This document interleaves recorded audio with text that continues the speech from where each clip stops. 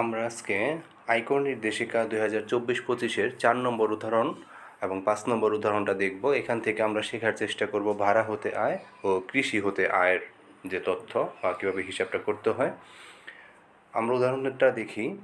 ঢাকার গুলশান এলাকায় মিস শাইলা আজিজের একটি 3তলা আবাসিক বাড়ি রয়েছে।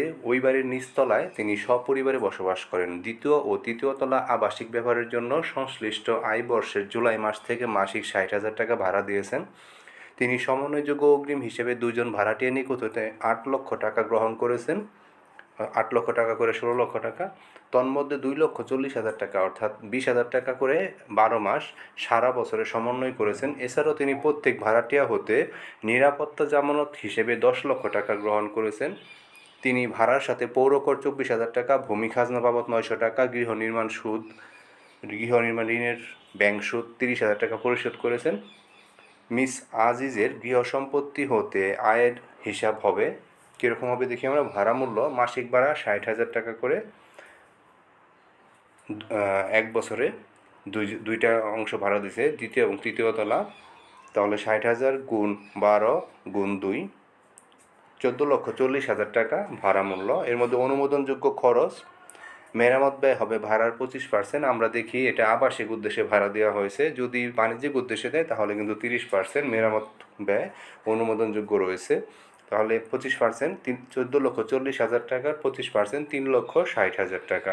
পৌরকর 24,000 টাকা দিয়েছিলেন, আমরা একটু আগে দেখেছিলাম, আমাদের এই তথ্যগুলো দেওয়া আছে। এটার 2 দিয়ে গুণ করে 3 দিয়ে ভাগ করা হয়েছে। এর অর্থ হলো দুইটা অংশ ভাড়া দেওয়া হয়েছে, 3তলা বাড়ি, এর মধ্যে দ্বিতীয় এবং তৃতীয় তলা ভাড়া দেওয়া হয়েছে, যার কারণে যতটুকু ভাড়া দেওয়া হয়েছে সেই অংশটা আমাদের বিভিন্ন খরচ থেকে নিতে হবে। পৌরকর 24,000 টাকা 3 ভাগের 2 ভাগ, ভূমি রাজস্ব 900 টাকার 3 ভাগের 2 ভাগ। আর কি আছে?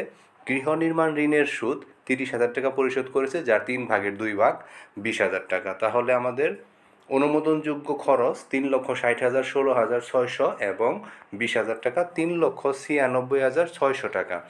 আর এখানে আবার আলাদা করে দেওয়া হয়েছে স্বনিবাস 1/3 ভাড়া 2/3। গৃহ সম্পত্তি হতে তাহলে নিটায় কত হলো? আমরা ভাড়া মূল্য পেয়েছিলাম 14,40,000 টাকা, এখান থেকে 3,96,600 টাকা আমরা বাদ দিলাম, তাহলে 10,43,400 টাকা গৃহ সম্পত্তি থেকে নিটায়। সংশ্লিষ্ট আয় বর্ষে মিস শাইলা আজিজ মোট সমন্বয়যোগ্য অগ্রিম গ্রহণ করেছেন 8 লক্ষ গুণ 2 অর্থাৎ 16 লক্ষ টাকা, তন্মধ্যে মাসিক সমন্বয়যোগ্য 20,000 টাকা ভাড়া মূল্য হিসেবে প্রাপ্ত 60,000 টাকার মধ্যে অন্তর্ভুক্ত করে প্রতি মাসে সমন্বয় করেছেন, অর্থাৎ সারা বছরে সমন্বয় করেছেন 20,000 টাকা করে 12 মাস, দুইটা ভাড়াটিয়া 4,80,000 টাকা। ফলে অসমন্বয়কৃত অঙ্ক দাঁড়ায় 16 লক্ষ টাকা তার ছিল মোট অগ্রিম, তার মধ্যে 4,80,000 টাকা সমন্বয় হয়েছে 11,20,000 টাকা, এটা তার অসমন্বয়কৃত অঙ্ক। তিনি নিরাপত্তা জামানত হিসেবে গ্রহণ করেছেন 10 লক্ষ টাকা করে দুইজনের কাছ থেকে 20 লক্ষ টাকা। উক্ত অসমন্বয়কৃত অগ্রিম ও নিরাপত্তা জামানত বাবদ অসমন্বয়কৃত অগ্রিম ছিল 11,20,000 টাকা আর নিরাপত্তা জামানত 20 লক্ষ টাকা। 31,20,000 টাকা তিনি রিটার্নের পরিসম্পদ দায় ও ব্যয় বিবরণীতে অপ্রাতিষ্ঠানিক দায় হিসেবে প্রদর্শন করবেন। এটা যদি পরিসম্পদ দায় ও ব্যয় বিবরণী অংশ যখন ফিল আপ করবো আমরা বা ওই ভিডিওটা দেখবো তখন অনেকটা সহজ হয়ে যাবে, কারণ ওইটা আগের বছরের ব্যালেন্স থেকে কীভাবে পরের বছরে ব্যালেন্সে এসে এই অঙ্কগুলো কমতেছে। আচ্ছা, আমরা দেখতেছিলাম 10,43,400 টাকা ছিল ভাড়া গৃহ সম্পত্তি হতে আয়। এখন এই টাকাকে আমরা, তিনি মহিলা করদাতা হয়, প্রথম করমুক্ত সীমা 4 লক্ষ টাকা, অর্থাৎ 4 লক্ষ টাকার উপর শূন্য, পরবর্তী 1,04,00,000 এবং 1,43,400 টাকার উপর আমরা কর হার অ্যাপ্লাই করলে তার মোট করের পরিমাণ আসে 66,510 টাকা।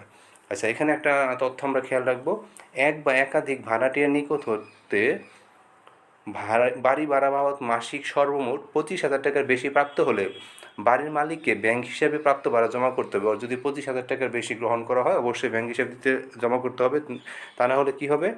বাড়ির মালিক ব্যক্তি, ফার্ম, কোম্পানি বা অন্য যে কোনো প্রতিষ্ঠান কর্তৃক, এখানে আরেকটু ক্লিয়ার করে দেওয়া হয়েছে বাড়ির মালিককে, এই বিধান যদি পরিপালন করা না হয় গৃহ সম্পত্তি বাবদ অর্জিত আয়ের উপর প্রদেয় আয়করের 50% অথবা ন্যূনতম 5,000, যেটি বেশি সেই হারে জরিমানা হবে। অর্থাৎ যে গৃহ সম্পত্তি ভাড়ার জন্য আমি যে পরিমাণ ট্যাক্স দেব তার উপর 50% অথবা 5,000, যেটি বেশি সেটা জরিমানা আকারে আমাকে দিতে হবে।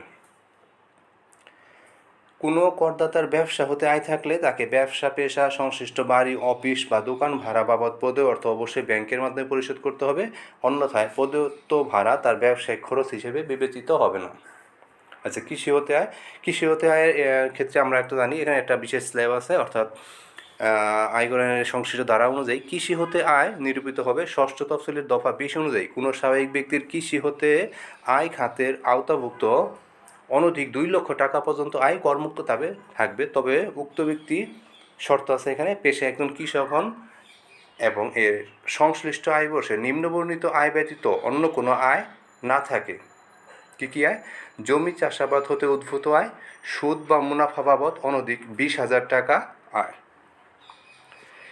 এই শর্তগুলো পরিপালন যদি করা হয় এবং সে যদি পেশায় একজন কৃষক হয় তাহলে তাকে 2 লক্ষ টাকা পর্যন্ত তার আয় করমুক্ত থাকবে। এখানে যে তথ্যগুলো আছে সেই তথ্যগুলো আমরা বিভিন্ন সময় দেখেছি অর্থায়নে বা আমাদের আয়কর আইন 2023-এ। আমরা এখান থেকে আরেকটু রিপিট নিয়ে নিই। যদি কোনো ব্যক্তি উৎপাদিত বা প্রক্রিয়াকৃত চা বা রাবার বিক্রব্ধ অর্থের 40% ব্যবসায় এবং 60% কৃষি আয় বলে, মানে যদি কোনো ব্যক্তির এরকম চা বা রাবার থাকে সেক্ষেত্রে 40% ব্যবসা এবং 60% কৃষি হতে আয় হবে। কৃষি হতে আয়ের ক্ষেত্রে অনুমোদিত সাধারণ বিয়োজন যেগুলো সম্পূর্ণরূপে এবং কেবল কৃষির উদ্দেশ্যে ব্যয়িত অর্থ বিয়োজন হিসেবে অনুমোদনযোগ্য হবে, তবে নিম্নবর্ণিত বিয়োজন সাধারণ বিয়োজন হিসেবে গণ্য হবে। এখানে কিছু যেমন কোনো প্রকার ভূমি উন্নয়ন কর, খাজনা, চাষাবাদ, অন্যান্য ব্যয়, সংরক্ষণ ব্যয়, অবচয় আছে, এই খরচগুলো সাধারণ ব্যয় হিসেবে গণ্য হবে। আর যদি সঠিকভাবে হিসাব রাখা না হয়, উৎপাদিত কৃষি পণ্যের বাজার মূল্যে 60% অনুমোদিত ব্যয় হিসেবে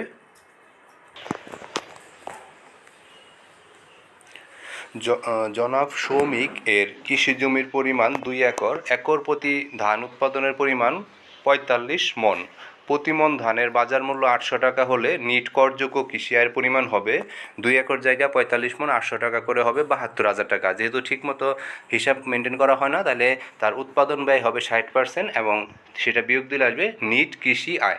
কোনো করদাতার আয়ের উৎস শুধুমাত্র কৃষি খাতে আয় থাকলে সেক্ষেত্রে কৃষি খাতের আয়ের 2 লক্ষ টাকা পর্যন্ত করমুক্ত থাকবে। তো আমরা এই দুইটা উদাহরণ দেখলাম, উদাহরণ 4 এবং উদাহরণ 5। এটা হলো গৃহ সম্পত্তি হতে আয় এবং কৃষি হতে আয়। ধন্যবাদ সবাইকে।